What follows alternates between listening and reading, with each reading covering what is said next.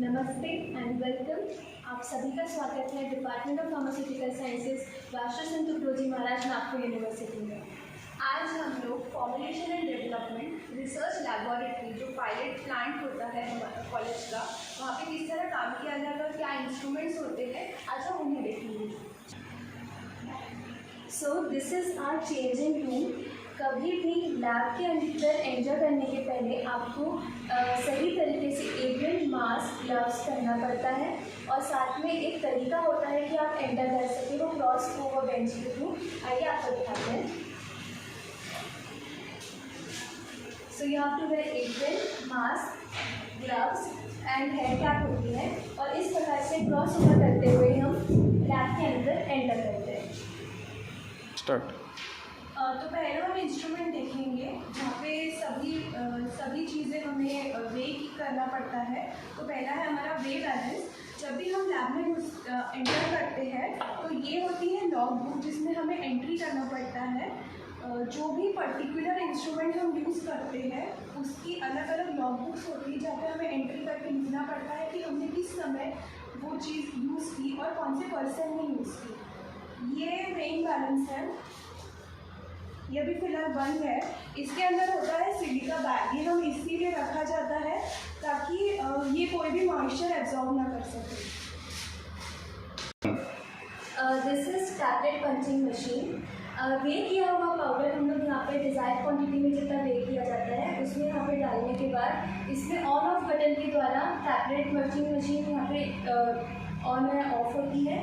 इसके साथ हम लोग इस प्रकार से टैबलेट्स बनाते हैं।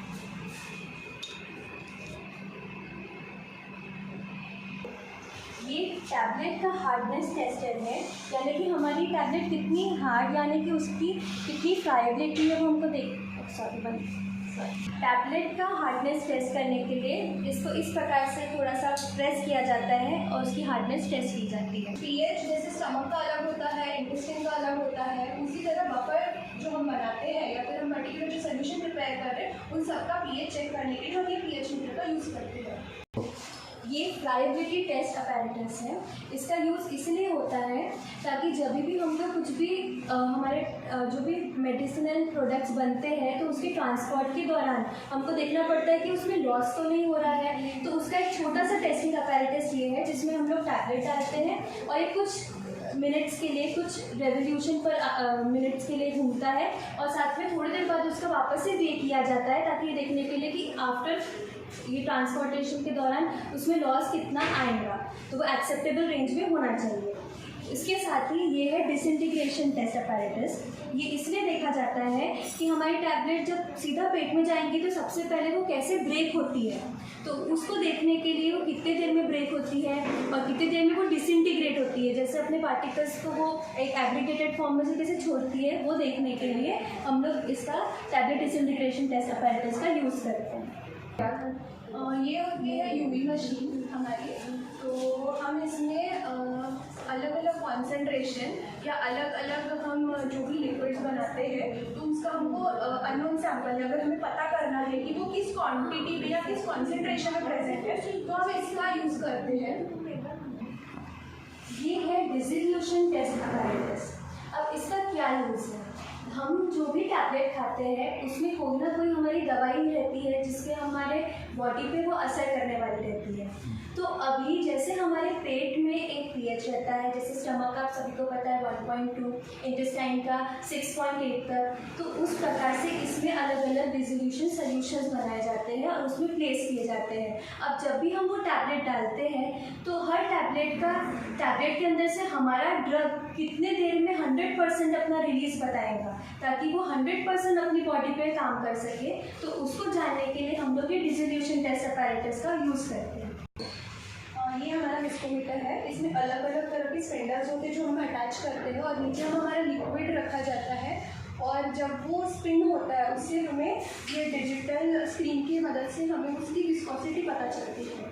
ये है वोल्टेज शेकर। इसमें हम हमारा सैंपल किसी ग्लास वायर्स या ट्यूब्स में रखते हैं और हमें उसे कंटिन्यूस मोशन में अगर हमें वोल्टेज जैसे मूव करना है तो इसीलिए हम यहाँ पे मिक्स हो जाए सारे इंग्रेडिएंट्स यूज़ करते हैं। ये मैकेनिकल शेकर है। आप कोई भी सॉल्यूशंस है, हमारे पास मल्टीपल सॉल्यूशंस है, तो उनकी सॉल्युबिलिटी बढ़ाने के लिए यानी कि आपस में अच्छे से वो मिक्स करने के लिए कई बार हमको ओवरनाइट भी मिक्सिंग करनी पड़ती है, तो उसके लिए इंसान तो नहीं कर सकता, इसलिए ये मैकेनिकल शेकर है। तो इसमें हम लोग वो एक हमारे कोनिकल फ्लास्क है, इसमें जो भी फ्लास्क एडजस्ट होता है उसको डालने के बाद ये ओवरनाइट भी शेकिंग हम कर सकते हैं मैकेनिकल शेकर। ये एक फिल्म फॉर्मर है, इसके ऊपर आपने दिखाई होगी जो डबल मिंट की फिल्म्स आती है, जो आप माउथ में रखी वो डिज़ोल्व होती है, तो बहुत फाइन फिल्म्स होती है, तो उनको बनाने के लिए हम इसको यूज़ करते हैं, जिसमें सोल्यूशन को स्प्रेड किया जाता है और ये एक पर्टिकुलर डिग्री पर गर्म होता है और उसके बाद वो फिल्म को छोड़ देता है, तो इस प्रकार से हम लोग फिल्म को निकाल सकते हैं। ये फिल्म फॉर्मर मशीन। ये है हमारा अवन, जिसमें हम कुछ भी चीज़ें हीट करने के लिए रखते हैं, ओवरनाइट रखना है, स्टेरलाइजेशन के लिए हम यूज़ करते हैं।